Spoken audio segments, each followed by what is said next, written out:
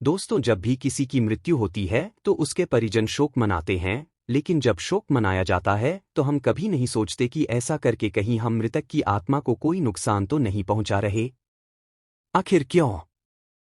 गरुड़ पुराण जैसे धर्म ग्रंथों में मृत्यु के बाद शोक करने को मना किया गया है। दोस्तों, धर्म ग्रंथों में कहा गया है कि मृत्यु एक परम सत्य है। बोलचाल की भाषा में जब किसी मनुष्य की जीवन यात्रा का अंत हो जाता है तो उसे मृत्यु कहा जाता है, जबकि हिंदू धर्मशास्त्रों में मृत्यु को अंत नहीं बल्कि मुक्ति कहा गया है और ऐसे समय में दुखी होकर विलाप करने को अनुचित बताया गया है। लेकिन दोस्तों, परिवार के किसी सदस्य की मृत्यु कोई शुभ घटना भी तो नहीं है। इसलिए जब किसी प्रियजन की मृत्यु हो जाती है तो रोना और दुखी होना यह बहुत ही साधारण बात है। लेकिन सनातन धर्म के अनुसार ऐसा करना मृतक आत्मा के लिए अशुभ बताया गया है। तो आइए जानते हैं कि हमारे धर्मशास्त्रों में मृत्यु के बाद शोक करने की मनाही क्यों है। इस विषय पर भागवत गीता में भगवान श्री कृष्ण ने और गरुड़ पुराण में भगवान विष्णु ने क्या कहा है। इस वीडियो में हम धर्म ग्रंथों के उन तथ्यों को भी बताएंगे जिन्हें आज का आधुनिक विज्ञान भी सत्य मानता है। इसके अलावा किसी प्रियजन की मृत्यु पर शोक न मनाने के बारे में भगवान बुद्ध ने क्या कहा है वह भी इस वीडियो में आगे जाएंगे और अंत में हम आपको एक ऐसे विचित्र स्थान के बारे में बताएंगे जहां मौत के बाद मातम नहीं बल्कि परिवार के लोग ही जश्न मनाते हैं। लेकिन आगे बढ़ने से पहले आपसे प्रार्थना है कि हमारे चैनल सब्सक्राइब कर लें और कमेंट बॉक्स में जय श्री नारायण लिखकर परमात्मा को अपना आभार व्यक्त करें। दोस्तों, आम लोग अपने प्रियजनों की मृत्यु पर कई दिनों तक शोक मनाते हैं और यह भी देखने को मिलता है कि कुछ लोगों को किसी की मौत का जिंदगी भर के लिए सदमा लग जाता है जिस व्यक्ति के साथ हम रोज उठते बैठते हैं। जब उनकी मृत्यु हो जाती है तब आंखों में आंसू आना स्वाभाविक है। रोना इसलिए आता है क्योंकि उस व्यक्ति से हमेशा के लिए बिछड़ जाने का दुख हृदय में घर कर जाता है, जो बार बार एहसास दिलाता रहता है कि अब मृतक व्यक्ति उनके साथ नहीं है। माया में फंसे मनुष्यों का प्रियजन की मृत्यु पर दुखी होना स्वाभाविक है, लेकिन इस दुख से आत्मा भी अछूती नहीं रहती। गीता के 4 अध्याय और 6 श्लोक में भगवान श्री कृष्ण कहते हैं कि मैं इस संपूर्ण प्रकृति को नियंत्रित करके यहाँ मौजूद सभी प्राणियों को उनके कर्मों के अनुसार बार बार बनाता और जन्म देता हूँ। मैं उन्हें नया जीवन देता हूँ और सभी जीव अपने कर्मों के अनुसार जन्म पाते हैं। यही जीवन का सत्य है। गीता में ज्ञान देते समय श्री कृष्ण ने मृत्यु की तुलना वस्त्र बदलने से की है।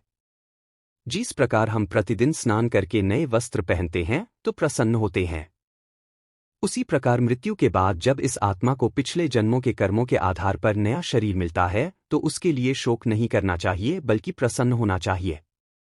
गरुड़ पुराण में बताया गया है कि आत्मा को भी अपने प्रियजनों से दूर होने का दुख होता है। यदि आप बार बार उन्हें याद करते हैं तो मृतक की आत्मा माया से मुक्त नहीं हो पाती और आपको पीड़ित देख आपसे बात करने के लिए आपके आसपास ही भटकती रहती है। आत्मा को मोह के बंधनों से मुक्त करने के लिए गरुड़ पुराण में कुछ नियमों के बारे में बताया गया है, जिनका पालन मृतक के परिवारजनों को करना चाहिए, जिससे इस दुनिया को छोड़ने वाले को शांति मिल सके। इस नियम के अनुसार परिवार के किसी सदस्य की मृत्यु के बाद उसका दाह संस्कार उसके बच्चे या उसके प्रियजन द्वारा अवश्य किया जाना चाहिए, क्योंकि दाह संस्कार की क्रिया में जब शरीर नष्ट हो जाता है तो न केवल परिवारजनों का बल्कि आत्मा का भी मोह कमजोर पड़ जाता है, जिससे आत्मा को मुक्ति पाने में आसानी होती है। आइए अब आपको मृत व्यक्ति के लिए दुखी होने पर विज्ञान का क्या कहना है वह बताते हैं। विज्ञान के अनुसार मृत व्यक्ति को हर समय याद करने से मन में उदासी और अवसाद की भावना पैदा होती है और जब हम दुखी होते हैं तो हमारे शरीर में नकारात्मक बदलाव शुरू हो जाते हैं। में तनाव हार्मोन जैसे कोर्टानालिन आदि बढ़ जाते हैं। ये हार्मोन दिल की धड़कन, रक्तचाप, श्वसन, मेटाबॉलिज्म आदि पर प्रभाव डालते हैं। अगर यह बदलाव लंबे समय तक बने रहे तो व्यक्ति के अंदर स्वास्थ्य संबंधी समस्याएं पैदा हो जाती हैं। ऐसे व्यक्ति का मस्तिष्क कमजोर पड़ जाता है और निराशा में रहने के कारण अंत अपने आप को क्षति पहुंचाने की प्रवृत्ति तक पैदा हो जाती है। दोस्तों, आइए अब आपको बताते हैं कि भगवान बुद्ध ने परिवार के सदस्यों की मृत्यु पर शोक व्यक्त करने के बारे में क्या कहा है। इस विषय पर गौतम बुद्ध से जुड़ी एक कहानी प्रचलित है। एक बार एक बूढ़ी औरत गौतम बुद्ध के पास पहुंची। उस महिला की भगवान बुद्ध में गहरी आस्था थी। महिला के पुत्र की मौत हो चुकी थी और महिला बहुत दुख में थी। महिला ने सोचा कि भगवान बुद्ध उसके बेटे को जीवित कर सकते हैं। यही प्रार्थना लेकर वह बुद्ध से मिलने गई और अपने बच्चे को वापस जीवित करने के लिए कहा।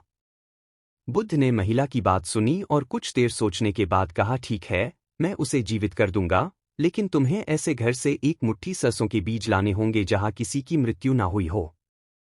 ऐसे परिवार से सरसों लेकर आना जिसने किसी की मौत का दर्द न सहा हो।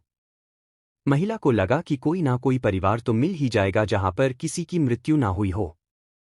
बूढ़ी महिला गांव की ओर चल दी और घर घर जाकर पूछने लगी। वह स्त्री जब भी किसी के घर जाती तो कहती कि अगर आपके घर में कभी किसी की मृत्यु ना हुई हो तो एक मुट्ठी सरसों के दाने दे दीजिए।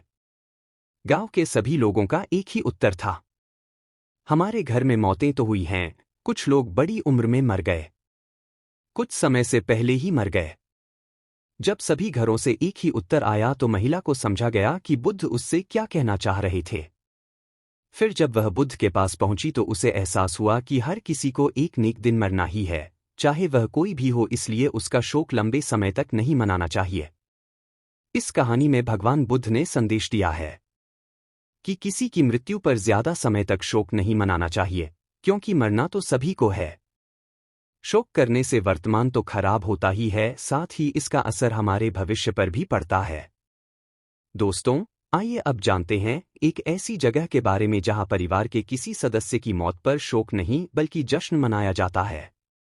दुनिया में अनोखा बाली द्वीप एक ऐसी जगह है जहां मौत पर शोक नहीं मनाया जाता बल्कि त्योहार की तरह मनाया जाता है। अन्य समुदायों या स्थानों में जहां परिवार के किसी सदस्य की मृत्यु अपने पीछे असहनीय दर्द और भावनात्मक क्षण छोड़ जाती है, बाली द्वीप समूह में यह किसी उत्सव से कम नहीं है। यहां जब किसी की मृत्यु हो जाती है तो परिवार के अन्य सदस्य नाचने गाने लगते हैं। उनका आनंद काफी लंबे समय तक चलता है। बालीवासियों का मानना है कि मृत्यु के बाद आत्मा सभी बंधनों से मुक्त हो जाती है। इसलिए परिवार के सदस्यों को उत्साहित होना चाहिए और बंधनों से आत्मा के मुक्त होने का जश्न मनाना चाहिए। ऐसा करने के पीछे उनका मानना है कि मृत्यु के बाद उनके परिवार के सदस्य की आत्मा दुनिया के सभी दर्द और पीड़ा से मुक्त हो जाती है और मोक्ष की ओर बढ़ जाती है। दोस्तों, उम्मीद करता हूं कि मृत परिवार की मृत्यु पर शोक क्यों नहीं मनाना चाहिए, इसका जवाब आपको मिल गया होगा। अगर ये बातें आपको समझ आई हो तो वीडियो को लाइक करें और अपने बंधु बांधवों को शेयर करें। और ऐसे ही वीडियो को देखने के लिए हमारे